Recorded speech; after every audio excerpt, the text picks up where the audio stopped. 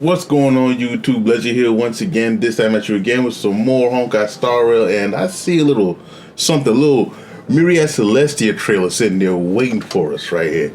And that the thumbnail for it already looks fire, so I'm already excited. Listen, there's been all kinds of stuff going on when it comes to the HSR community and stuff.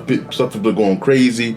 There's been, people have been able to release, early content of Acheron and so on and so forth. And I said, man, Acheron's birth so powerful, she done destroyed the HSR community. This is crazy. I was gonna give my 2 cents on it, make a video on it, but then I realized I don't have enough time for that. I don't have enough time to make a video on that and all the other stuff I want to make videos on. Now, listen, I got a regular job. I got 2 jobs.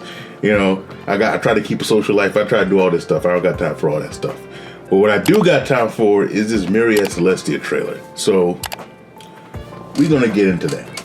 I mean, I do care about all the stuff that's going on because it actually directly affects me too. But maybe I'll talk about it a little bit at the end after we do the reaction stuff like that. But I'm not gonna say too much. I'm just letting you know. All right, here we go. Kyoden, a cleave across the transient world. Interesting name.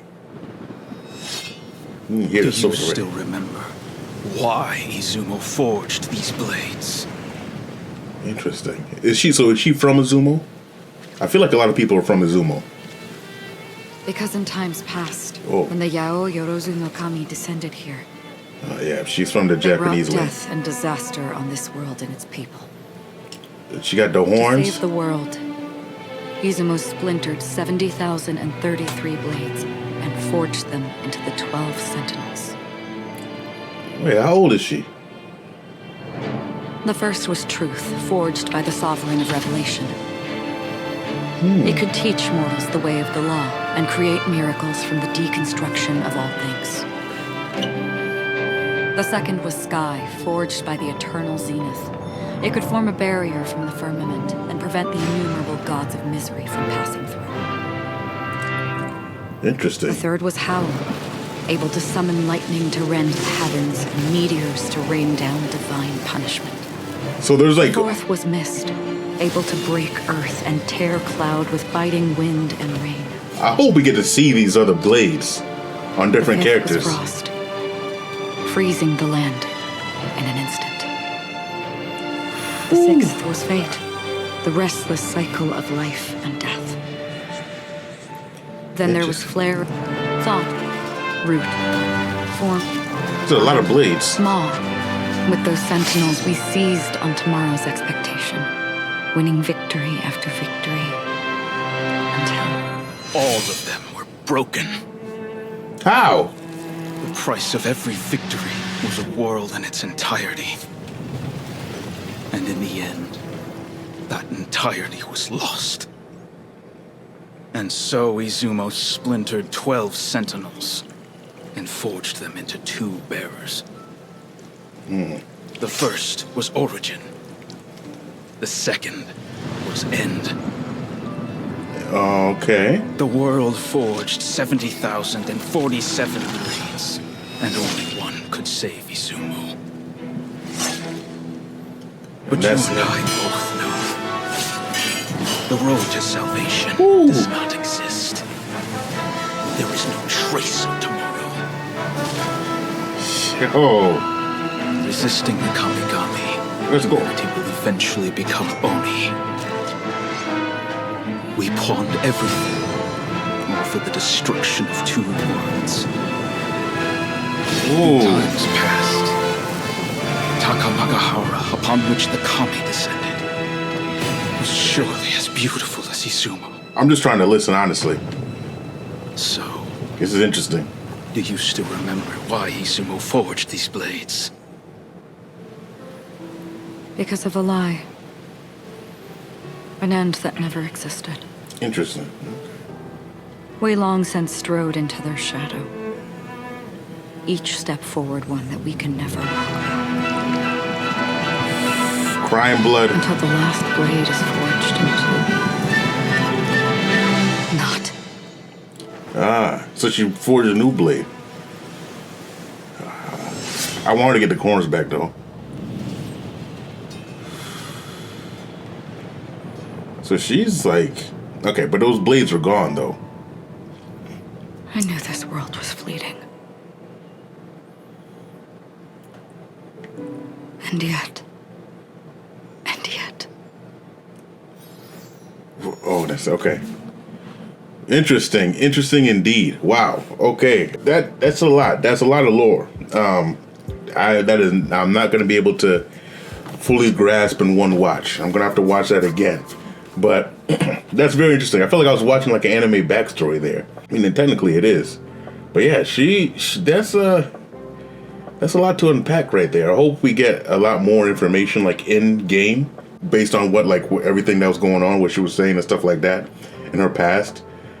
Because right now it seems that Acheron is very old, right? She seemed that she was there in ancient times of whatever planet she was from, Izumo, because it seems very basically like ancient Japan type of aesthetic going on. I keep forgetting the word for like olden times in Japan and stuff, but so it's definitely evident that Acheron's been around for a while. She used to have those horns. I don't know if there actually is going to be a direct connection to Raiden Mei or not. I might not even be able to pick it up if there is a direct connection because I didn't actually play Honkai Impact 3rd. I just have seen all the trailers and stuff, and I've heard like stuff here and there. But based on what I see here, it seems Acheron is her own thing, and she doesn't have a direct connection like that. But that's dope. I mean, I really want to see more of it. Maybe they might be able to give us more scenes based on her past. Hopefully, fingers crossed. But yeah, interesting. Shame all those blades are gone, but I am interested in the story. I am going to rewatch this, but as in terms of reaction, I'm just going to leave it at that right there. But yeah, that was good. That was good. I enjoyed that. Made me much more intrigued. So makes the character a little bit. Actually, your character's been getting more and more interesting with each thing, and so I can't wait for the trailer because I'm sure they're going to deliver when it comes to that too. But yeah, let me know what you guys think too.